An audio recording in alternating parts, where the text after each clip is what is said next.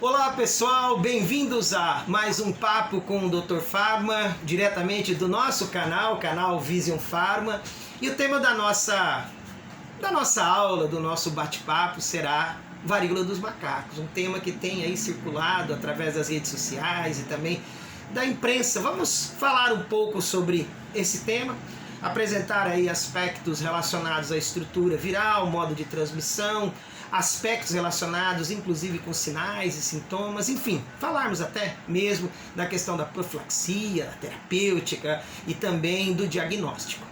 Nos acompanhe aí até o final desse vídeo, deixe o seu joinha, deixe os seus comentários, as suas perguntas e divulgue através das suas redes sociais esse nosso vídeo sobre a varíola dos macacos. E nos acompanhe pelas redes sociais, isso mesmo, nós temos o Instagram do Prof. Edson, nós temos o Instagram do Vision Pharma, o Instagram do Papo _ Dr. Pharma e nosso site www.visionpharma.com.br. Mas galera, então nós vamos agora iniciar e como sempre nós começamos com a nossa tradicional vinheta, isso mesmo, vamos a ela aqui. Ela chama aí o vídeo e o papo que nós vamos ter com vocês. Muito bem, Vision Pharma, conheça um novo jeito de estudar. É isso aí. Então, galerinha, vamos começar assim. Primeiro, vamos compreender quais são os aspectos relacionados a essa condição viral. Então, em primeiro lugar, nós temos que lembrar que trata-se de um vírus. Esse é o ponto alto. O vírus é uma unidade biológica, uma entidade biológica, para alguns não é um organismo, que é caracterizado exatamente por ser acelular. Esse é o primeiro aspecto importante. O vírus não tem célula, não tem metabolismo, mas ele é marcado pela presença de informações genéticas, é marcado pela presença de material genético. Existem vírus que são envelopados, vírus que não são envelopados, e nós temos várias patologias que são deflagradas pela presença de vírus, e a condição aqui apresentada, a varíola dos macacos, é uma condição de natureza viral, como por exemplo SARS-CoV-2, né, que é um vírus relacionado à condição conhecida por Covid-19, como também a varíola, a varicela, a catapora, o sarampo, a cachumba e tantas outras condições clínicas que são deflagradas por essas formas de vida ou essas unidades biológicas que são parasitas intracelulares por obrigatoriedade, ok? Então vamos devagarinho desmistificar esse organismo. Então aqui nós temos uma imagem relatando para vocês, através, obviamente, de uma ilustração, utilizando elementos da computação, a presença dessa unidade biológica. Aspecto de número 1 que eu gostaria de chamar a atenção é o monkeypox, ou seja, monkeypox significa vírus da varíola dos macacos. Trata-se de uma forma de vida, alguns vão dizer que não é, mas consideremos que pertence ao gênero Orthopox ou Orthopox vírus e que pertence à família Poxviridae ou Poxviridae. Primeiro aspecto importante. Segundo aspecto importante, trata-se de uma unidade que tem como característica a presença do material genético por meio da estrutura dupla fita de DNA. Aqui você pode analisar comparativamente. No caso, por exemplo, do vírus responsável pela Covid-19, o material genético é RNA. E aqui no caso do monkeypox, o material genético é DNA, que tem entre 170 e 250 mil pares de bases. Aquelas bases, adenina, guanina, citosina e timina emparelhadas, né, que caracteriza a dupla fita que nós iremos aqui apresentar para vocês. Então, trata-se de um vírus que apresenta como característica a existência na sua informação genética é DNA. Segundo aspecto importante, as partículas dessa forma de vírus, elas são estáveis ambientalmente. Então elas são estáveis à condição vinculada, por exemplo, à variação de temperatura ambiental, importante porque nós falaremos da utilização da autoclavagem, que é o aumento da temperatura para eliminar as partículas virais, então em condições ambientais ele é estável à temperatura ambiente e também é estável em relação à perda de água, ou seja, ao processo de dessecação ou simplesmente desidratação. Uma outra informação importante, tá? Em se tratando de um vírus de DNA, ele tem uma estabilidade genética maior, isso já é bem conhecido pelos biólogos moleculares, que a presença de material genético baseado no DNA, dupla fita, torna o material genético mais estável, comparando, por exemplo, com SARS-CoV-2, que tem maior instabilidade, o que gera, portanto, maior chance de variantes. Nós conhecemos da literatura duas importantes variantes que são conhecidas. Nós temos duas variantes geneticamente distintas. Então olhe no próximo slide que nós iremos apresentar para vocês as duas variantes. Então aqui nós temos o mapa da África e a pergunta é, prof, por que o mapa da África? Porque a descoberta da varíola dos macacos se deu na África na década de 50, em 1958. Então nós temos uma variante que é chamada de variante da bacia africana ou da África da região ocidental. E nós temos também o segundo, que é a bacia do Congo. Dentro dos clados, ou seja, dentro da divisão, entre aspas, de grupos, essa variante do Congo, ela é de maior virulência, deixe destacado isso, e também ela é mais transmissível.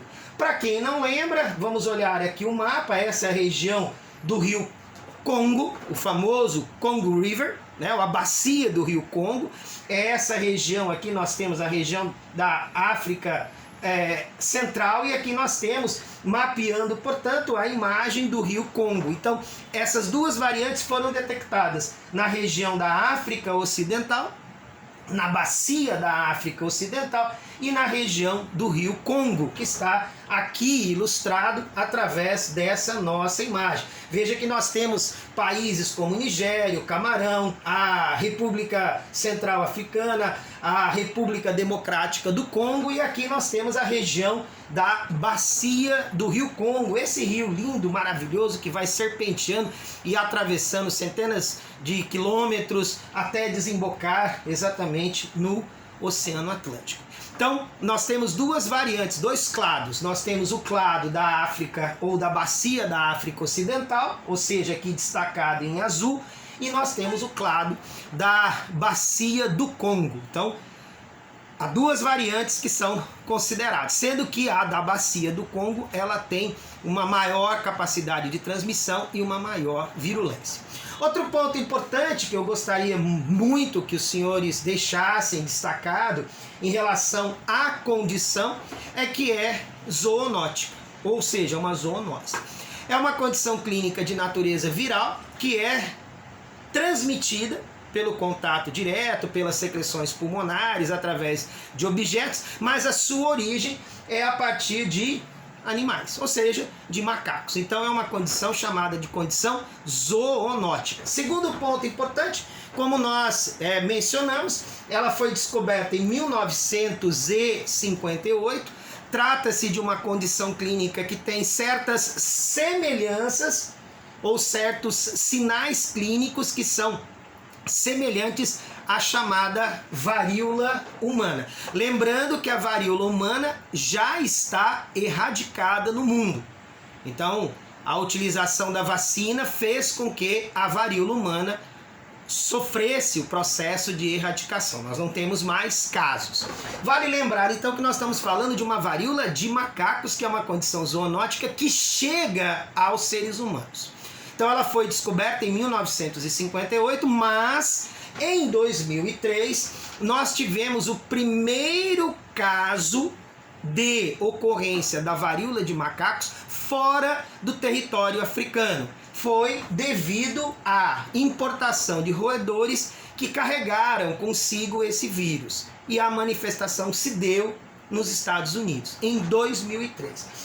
Então essa é a visualização que nós temos em relação a essa condição clínica. Eu vou mostrar os aspectos de alterações tegumentares, mas não são só alterações tegumentares que caracterizam essa condição. Nós tivemos depois, em 2018, relato de 2 casos no Reino Unido, né, que foram observados em indivíduos que retornaram da África contaminados com essa condição, sendo que o tempo de incubação é de 5 até 21 dias, isso é importante de ser destacado.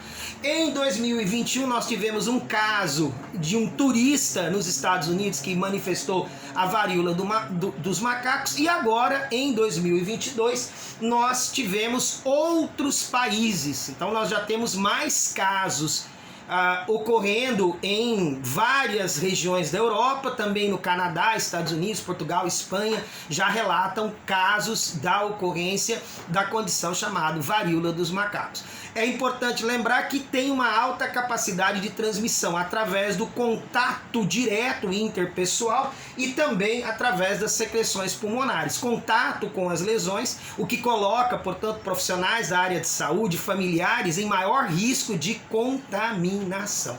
Então, essa é a particularidade em relação à chamada varíola dos macacos. Então ela tem sinais que lembram a varíola humana. Lembrando que a varíola humana já está erradicada no mundo. Outro ponto importante que nós temos aqui são os aspectos relacionados à vinculação dos sinais e sintomas.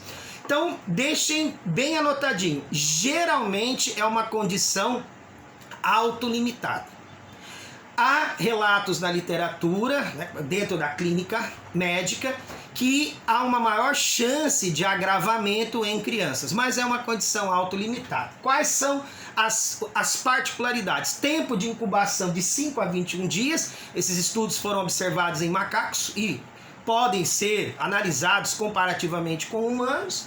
Sintomas, eles cursam entre 2 e 4 semanas, e as manifestações mais importantes são essas. O paciente apresenta febre, há relatos de prurido na pele, cefaleia, ou seja, dor de cabeça muito intensa, linfoadenopatia, ou seja, os linfonodos ficam infartados.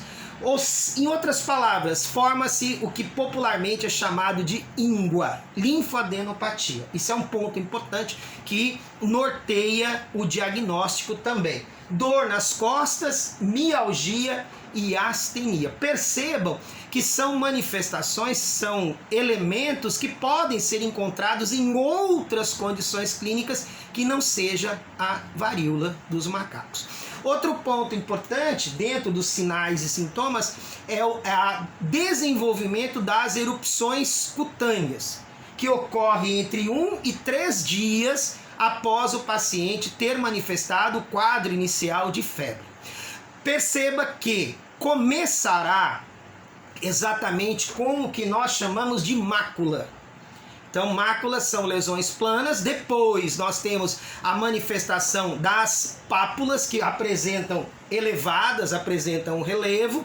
Há a possibilidade da formação de vesículas pustulosas. Os senhores encontram imagens através das pesquisas em relação à internet de lesões pustulosas, ou seja, lesões com pus, e finalmente a presença de crostras, indicando, portanto, a parte final da manifestação tópica. Então começa com máculas, depois nós temos a manifestação de pápulas, que são dotadas de elevações de relevo, pústulas, e finalmente a presença de crostras, que caracterizam essa condição. Além disso, vem uma pergunta clássica. Há complicações clínicas? Há complicações clínicas. Inclusive, a letalidade dessa condição é entre 0 e 11%, mas há complicações clínicas. E as complicações clínicas são, primeiro, ocorrência de broncopneumonia, é importante, sepse.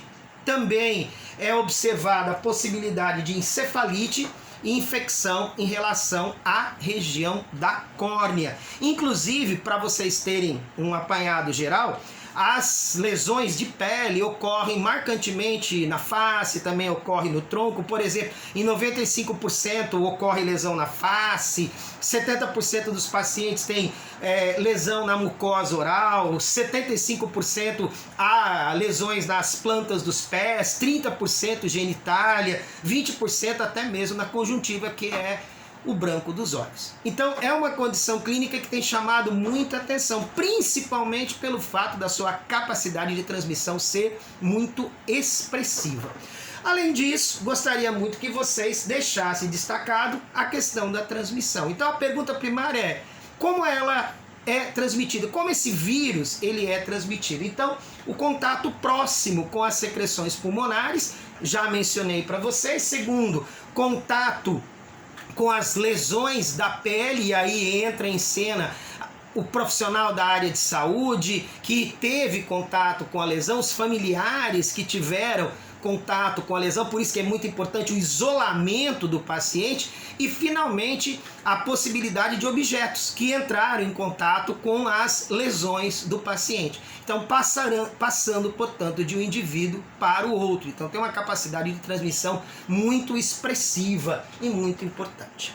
Uma outra e marcante pergunta é: como diagnosticar? Claro, isso é uma competência dos médicos, mas é importante que a gente saiba que o diagnóstico ele tem que ser diferencial, porque outras condições podem ter lesões que chamam a atenção, como é o caso, por exemplo, da vaccínia bovina, a varicela, o sarampo, infecções de pele de natureza bacteriana, sarna, sífilis e até mesmo eventos, abre aspas, de alergia à exposição de medicamentos. Então, clinicamente é relevante e é importante lembrar que os sintomas, né, os elementos e os sinais, um dos pontos é a linfadenopatia. Então acaba sendo importante na diferenciação. Aí vem a pergunta, laboratorialmente. Então qual é o exame básico? É o PCR, a reação da cadeia de polimerase. Feita a partir de qual momento? Da coleta das lesões. Então a literatura coloca exatamente isso. Tem que fazer a coleta do material contido nas lesões e fazer o chamado teste, ou conhecido teste de PCR, a partir, portanto, da pele. Aí vem outra pergunta: é possível fazer o PCR em relação ao sangue? A resposta, então aqui vocês têm uma imagem mostrando, né, um profissional com um tubozinho de Eppendorf, um material perfuro cortante, veja até que ele está usando aqui nas condições que ele tem, uma laminazinha de barbear, uma pontazinha de uma agulha para coletar o material, para que esse material seja encaminhado para fazer o teste de PCR. PCR, para quem não lembra, é a reação da cadeia de polimerase. Ah, então é o mesmo PCR que foi usado em relação ao SARS-CoV-2? O princípio é o mesmo, apesar de que lá o SARS-CoV-2, o vírus era de RNA, e aqui nós temos um vírus de DNA. Pergunta que vocês irão fazer, que a literatura médica nos coloca: poderemos usar o PCR em relação ao sangue, coletar o sangue do paciente? A resposta é inconclusivo. Prof, por quê? Porque a viremia, ou seja, a presença do vírus na corrente circulatória, é por curto período de tempo.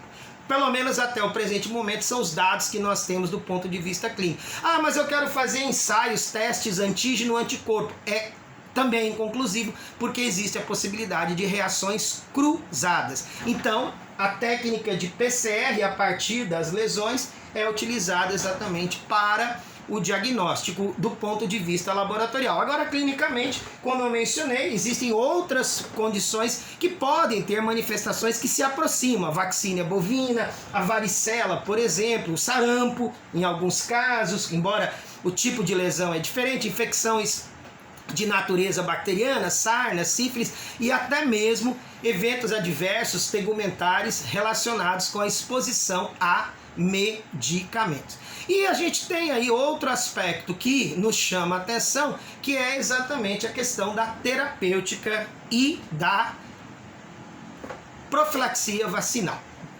Primeiro aspecto importante, nós vamos colocar assim: disponível, nós temos algumas substâncias que estão sendo estudadas, que é o caso do brincidofovir, o cidofovir e uma substância chamada tecovirimat.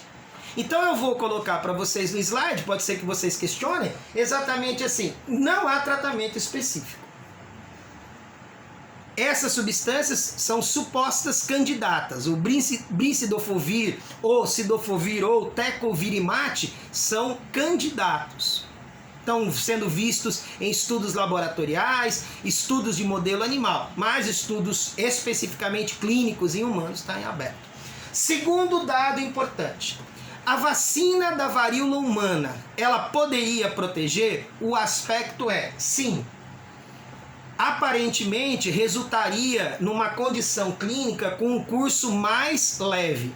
Acontece que, pelo fato da varíola ter sido erradicada e a população abaixo dos 40 para os 50 anos não ter recebido essa vacina, então nós temos uma população bem expressiva de pessoas que não tiveram contato com a vacina contra a varíola.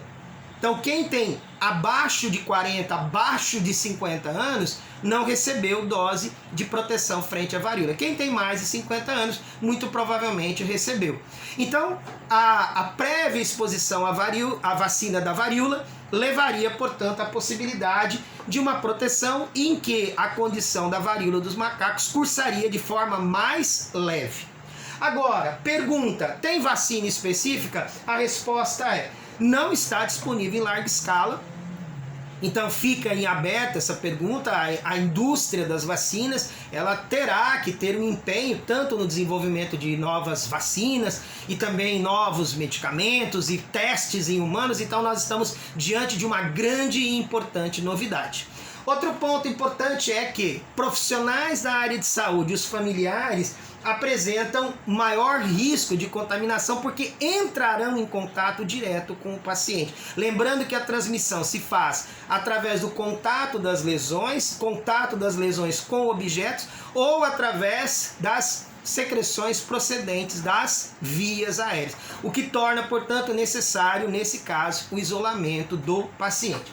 E, finalmente, duas perguntas básicas. Como fazer a sanitização? Então, solução de hipoclorito 0,5%, já está especificamente relatado na literatura internacional, ácido peracético 0,1% e a técnica de autoclavagem. E no caso da desinfecção, álcool iodado com 2% de iodo livre e o famoso iodo povidona. Ok? Então nós temos tanto a sanitização e a desinfecção. Prof, e o álcool 70? Até onde a literatura cita, essa forma de vírus é resistente à dessecação.